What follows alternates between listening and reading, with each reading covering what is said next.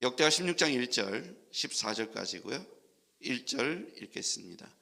아사왕 제36년에 이스라엘 왕 바하사가 유다를 치러 올라와서 라마를 건축하여 사람을 유다 왕 아사에게 왕래하지 못하게 하려 한지라.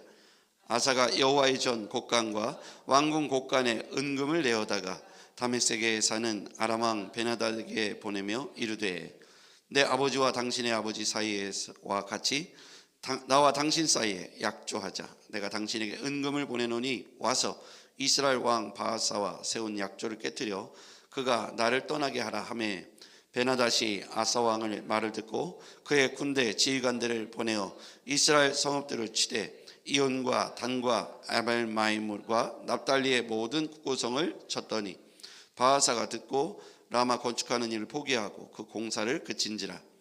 아사 왕이 온 유다 무리를 거느리고 바하사가 라마를 건축하던 돌과 제목을 운반하여다가 게바와 미스바를 건축하였더라. 그때 선견자 하나니가 유다 왕 아사에게 나와 그에게 이르되, 왕이 아람 왕을 의지하고 왕의 하나님 여호와를 의지하지 아니하였으므로 아람 왕의 군대가 왕의 손에서 벗어났나이다. 구스 사람과 룻 사람의 군대가 크지 아니하며 말과 병거가 심히 많지 아니하더이까. 그러나 왕이 여호와를 의지하였으므로 여호와께서 왕의 손에 넘기셨나이다.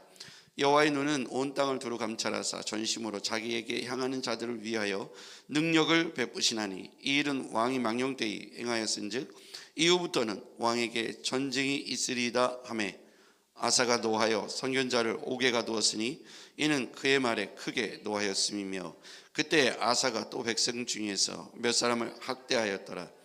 아사의 처음부터 끝까지 행적은 유다와 이스라엘 열왕기에 기록되니라. 아사가 왕이 된 지 39년에 그의 발이 병들어 매우 위독했으나 병이 있을 때에 그가 여호와께 구하지 아니하고 의원들에게 구하였더라. 아사가 왕에 있은 지 41년 후에 죽어 그의 조상들과 함께 누움에 다윗성에 자기를 위하여 파두었던 묘실에 무리가 장사돼 그의 시체를 법대로 만든 각양 향재료를 가득히 채운 상에 두고 또 그것을 위하여 많이 분향하였더라. 아멘. 할렐루야. 오늘도 주 안에서 승리하는 복된 하루가 되기를 주의 이름으로 축복합니다. 연휴를 당해서 연휴를 맞이했는데요, 우리가 그럼에도 불구하고 기도하고 말씀을 보는 루틴을, 그 마음의 태도를 잃지 마시기를 바랍니다. 오늘 아사왕의 일대기를 보면 주일날 우리가 말씀을 나눴습니다만 남유다와 북이스라엘로 갈라졌잖아요. 솔로몬 이후에 남유다를 통치했던 3대 왕이 바로 아사왕이죠. 그런데 이 아사왕이 처음에 보면 개혁적인 성향을 갖습니다. 마치 요시야 왕이나 히스기야 왕처럼 정말 그가 하나님 앞에서 우상을 적결하고 산당을 폐하고 태양상의 산당을 폐하고 모든 이와 같이 하나님 앞에서 하나님이 기뻐하지 않은 일을 단호하게 결정을 해서 하나님 앞에 맹세도 하고 언약도 해가면서 자신들이 하나님 앞에 어떻게 삶을 태해야 할지 태도를 온당하고 정당하게 다시 이렇게 하나님 앞에서 이스라엘 백성들이 다시 모은 백성과 더불어 아사왕이 하나님을 향하는 그런 태도를 보이게 되죠. 그것이 35년, 통치 35년 동안 계속됩니다.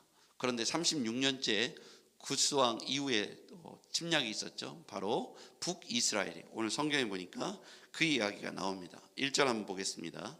북이스라엘이 바하사가 유다를 치러 올라와서 라마를 건축하죠. 1절입니다. 같이요, 시작.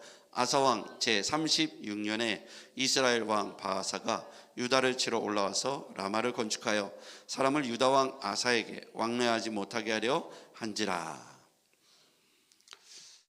오늘 유다 왕 아사에게 왕래하지 못하게 한지라. 북이스라엘과 남유다로 갈라졌지만 예루살렘에 가서 3대 절기를 지키기 위하여 성지순례처럼 절기를 따라서 북이스라엘 사람들이 남유다로 건너와서 절기를 지키고 올라갔던 일을 말합니다. 그때마다 북이스라엘 바하사 왕은 굉장히 불안했겠죠. 북이스라엘 사람들이 남유다로 건너가는 일이 속이 썩 편치 않았습니다. 그래서 라마를 건축하고 요새를 크게 지어놓고 북이스라엘 사람들이 남유다로 건너가는 것을 막아섰죠. 이 일이 36년 차에 생겼습니다. 그때 2절에 보니까 아사 왕이 선택을 하는데 과거의 패턴을 따라서 하나님을 의지하고 굿수가 쳐들어왔을 때 100만 명의 군대와 300병거가 쳐들어왔을 때 하나님께 나아가서 그가 간절히 기도했던, 하나님을 의지했던 그 패턴을 잊어버리고 다른 패턴, 36년 차에는 다른 패턴을 씁니다. 2절 한번 읽어볼게요. 시작. 아사가 여호와의 전 곳간과 왕궁 곳간에 은금을 내어다가 다메섹에 사는 아람 왕 베나다스에게 보내며 이르되 내 아버지와 당신의 아버지 사이에서와 같이 나와 당신 사이에 약조하자. 내가 당신에게 은금을 보내노니 와서 이스라엘 왕 바하사와 세운 약조를 깨뜨려 그가 나를 떠나게 하라. 자, 은금 어디에서 갖고 왔냐면 여호와의 전. 첫 번째는 성전에서 은금을 빼옵니다. 두 번째는 왕궁 곳간에 있는 은금을 빼옵니다.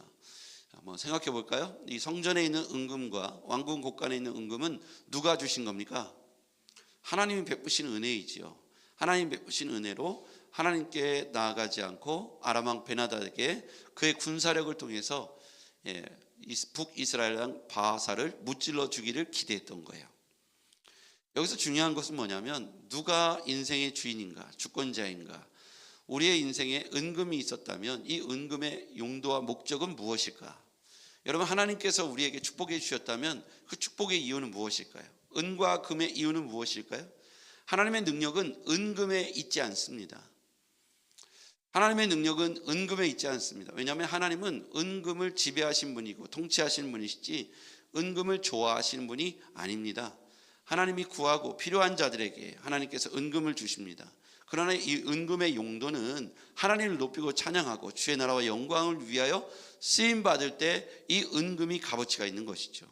오늘 우리가 뭔가 축복을 얻어서 은금이 생겼고 능력이 생겼다면 그것은 하나님 나라와 그의 의를 위하여 드리라고 하는 하나님의 메시지이죠. 그리고 연약한 자를 통해서 이 은금이 흘러내려가기를 기대하시죠.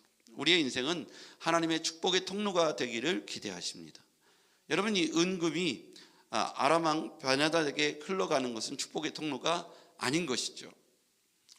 그래서 여기에서 이제 하나님 선지자가 와서 이렇게 그 일을 꾸짖습니다. 베나닷을 의지했던 그 일을 통해서 7절. 사실은 이렇게 은금을 써가지고 아사 왕이 안심하고 자기가 원하는 대로 다 됐을지 모릅니다. 6절에 보면 그런 일이 나와요. 바하사가 라마를 건축하던 돌과 제목을 운반하여다가 게바와 미스바를 건축하죠. 그러면서 이제 북이스라엘 완전히 물리칩니다. 그런데 그때 이후에 하나님 선지자를 통해서 하나님께서 그를 꾸짖습니다. 그 무엇을 꾸짖냐면 그의 태도를 꾸짖는 것이죠. 7절입니다. 같이 읽어볼게요. 시작. 그때 선지자 하나니가 유다 왕 아사에게 나와 그에게 이르되 왕이 아람 왕을 의지하고 왕이 하나님 여호와를 의지하지 아니하였으므로 아람 왕의 군대가 왕의 손에서 벗어났나이다. 하나님의 전쟁은 은금에 있지 않습니다. 은금을 써서 바하사를 통해서 바하사를 무찌르고 아람 왕 베나닷을 통해서 북이스라엘 무찌른 것을 그는 마음에 통쾌하고 안정감을 느낄지 모르지만 하나님이 원하시는 건 그게 아니었죠. 그래서 하나님은 은금을 원하는 게 아니라 그의 태도가 무엇인지를 지켜보시는데 여기 보면 아람 왕 베나닷을 하나님보다 더 의지했다는 거예요. 그것이 하나님 보시기에 옳지 않았다. 하나님 선지자를 통해서 경고하죠. 꾸짖습니다. 다윗은 그때 어떻게 했습니까?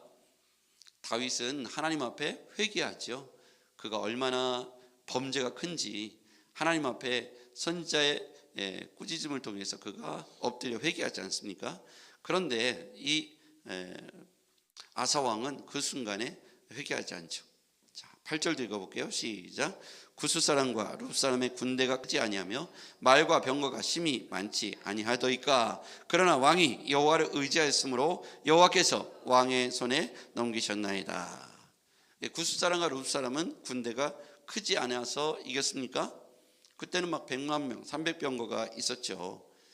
그때 여호와를 의지했던 이 왕 아사 왕은 승리했다는 것입니다. 그런데 9절에 오늘 본문의 핵심 키워드가 나옵니다. 9절을 읽어볼게요. 시작. 여호와의 눈은 온 땅을 두루 감찰하사 전심으로 자기에게 향하는 자들을 위하여 능력을 베푸시나니 이 일은 왕이 망령 때에 행하였은즉 이후부터는 왕에게 전쟁이 있으리다 하매. 저는 여기에서 전심으로라는 말을 쓰고 싶습니다. 전심으로 자기에게 향하는 자들을 위하여 능력을 베푸신다. 전심으로 하나님을 향하라. 이 구절이 하나님께서 오늘 이 본문을 통해서 우리를 향하여 경고하시고 당부하시고 권면하신 메시지라고 생각합니다. 여러분, 아사왕은 온전히 하나님을 쫓았습니까? 쫓지 못했습니까? 처음에는 그가 우상을 척결하고 산당을 회파하고 심지어 자신의 어머니를 황후의 자리에서 폐위할 만큼 그렇게 단호한 종교개혁을 감당했던 종교의 변혁, 우상 숭배를 완전히 아사라 목상, 바알의 선자 모든 그 우상 단지들을 다 불태우고 갈아서 빻아서 던져버렸다 그랬습니다. 하나님 보시기에 얼마나 좋습니까? 그러므로 아사왕이 하나님을 의지하거나 하나님을 사랑하거나 이 모든 면에 있어서는 온전했어요. 그런데 그 일 이후에 그 마음에 두 가지의 마음의 갈래길이 생긴 거예요. 자기 마음속에 하나님을 사랑하고 하나님을 신뢰하지만 또 다른 마음이 있냐면 군사력, 외교적인 군사력을 통해서 아람왕 베나닷을 통해서 자신의 문제를 은금으로 해결하려고 하는 인간적인 마음이 그 안에 또 도사리고 있었다는 겁니다. 아사왕이 하나님을 신뢰하거나 믿지 않았던 것이 아니라 그럼에도 불구하고 은금을 통해서 아람왕 베나닷을 의지하는 마음도 그 안에 동시에 존재했다. 여러분, 우리가 기도하면서도 예배하면서도 우리가 하나님을 의지하기보다 세상의 방식, 급행열차를 더 의지하고 그것을 더 신뢰할 때가 있다는 거예요. 내 마음속에 두 가지의 마음의 법이 공존하고 싸우고 있는데 내가 성령이 충만하고 은혜가 충만할 때는 그런 아람왕 베나닷을 의지하지 않겠죠. 그런데 우리가 뭔가 성공에 도취되고 평화가 오래되고 35년 동안 평화가 쭉 되니까요, 그 평화 속에서 감각을 잃어버렸을 수도 있다는 것이죠. 하나님의 은혜가 얼마나 컸는지 구스왕 베나닷을 통해서 자신들이 구스의 침략을 통해서 자신들이 풍전등화에 있을 때 하나님을 의지했을 때 승리했다는 사실도 시간이 수년이 지나면서 감각을 잊어버리고, 그런 평화와 성공이 오래됐을 때, 그것이 지속됐을 때 우리가 하나님을 의지하려고 하는 신앙과 열정들이 사라질 수도 있고 약화될 수도 있다는 것을 기억해야 합니다. 정작 위기가 왔을 때 하나님께 엎드렸어요. 100만 대군이 오고 300병거가 질비했을 때 얼마나 무서웠을까요? 그때는 절대적으로 하나님을 의지했죠. 우리도 보면 큰 중병에 걸렸다, 정말 어렵게 됐다 했을 때는 하나님을 간절히 찾죠. 그런데 이 원인들이 다 제거되고 평화가 오래되고 성공이 계속되어지면 우리가 하나님을 향한 열망과 열정들, 감각들이 사라지고 인본주의적 발상들, 이 은과 금을 써가지고 저 이웃 나라에 있는 강력한 군사력을 꼬우면 북이스라엘 쯤은 아무것도 아니야 라고 하는 아주 이성적이고 합리적 외교술이 등장하기 시작했다는 거예요. 100만 명의 군대가 쳐들어왔을 때에는 하나님을 전적으로 의지했어요. 우리는 그래서 잘 기억해야 합니다. 우리 가운데 뭔가 좋은 일이 일어나고 잘 되고 평화가 오래되고 안심할 만한 일이 있을 때, 그럼에도 불구하고 우리는 여전히 하나님을 향하여 어렸을 때, 어려웠을 때, 힘들었을 때, 고통스러웠을 때 느꼈던 그 하나님을 향한 열망과 신앙의 의지들을 다시금 되새길 필요가 있겠습니다. 절대로 흔들리지 않기를 바랍니다. 우리가 어떤 마음의 끈을 단단히 붙잡기를 바랍니다. 안 그러면 자꾸만 우리 마음속에 연약함과 나태함과 게으름이 우리 이성적인 생각과 합리적인 생각과 과학적 사고와 함께 맞물려서 우리로 하여금 이렇게 아사왕처럼 그의 36년 이후 41년에 그가 죽게 되잖아요. 그 36년부터 41년까지 무슨 일이 있었냐면, 이렇게 북이스라엘이 쳐들어왔을 때 아람왕 베나닷에게 은금을 통해서 그의 요새를 깨트려 버리고, 그 다음에 39년에 그의 발이 상하게 되었는데 위독하게 되었다, 병들었는데. 그런데 어떻게 했습니까? 하나님께 구하지 않고 그가 의원들을 찾아갔죠. 당시 의원들은 주술사, 무당 이런 존재들이었잖아요. 하나님을 찾지 않고 의원들을 찾았다. 그것을 통해서 아사왕이 36년 차 이후에는 하나님과 점점 멀어지게 되고요. 하나님 선지자를 어떻게 했습니까? 옥에 가두고 그를 핍박하고 백성들 몇몇을 데려다가 폭정을 하죠. 그러니까 하나님을 두려워하고 의지했던 아사왕은 점점 36년, 37년, 38년, 39년, 40년, 41년 그의 몰락이 급속도로 되는 것을 볼 수가 있어요.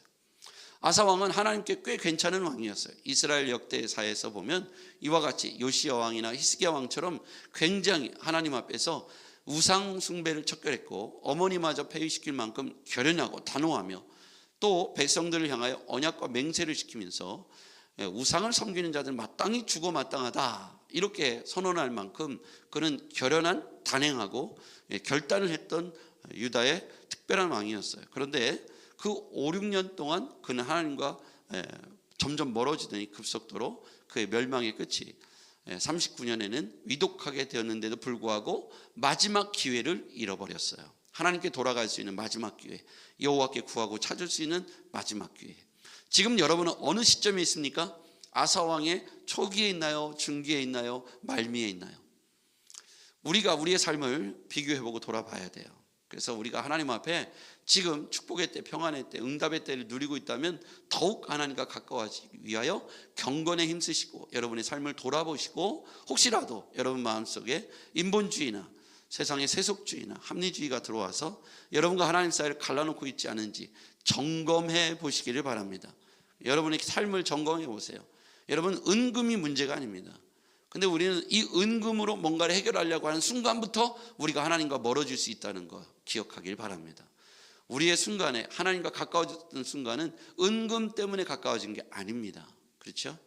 은금이 많아서 하나님과 가까워지고 은금이 없으므로 하나님과 멀어지고 하는 것이 아니라 그럼에도 불구하고 어떤 상황 속에서도 하나님이 주시는 위로와 평안과 은혜와 응답의 시간들을 통해서 우리는 은금과 상관없이 평안과 소망과 위로와 행복함과 하나님과 밀접한 관계를 유지했다는 것을 기억해야 돼요.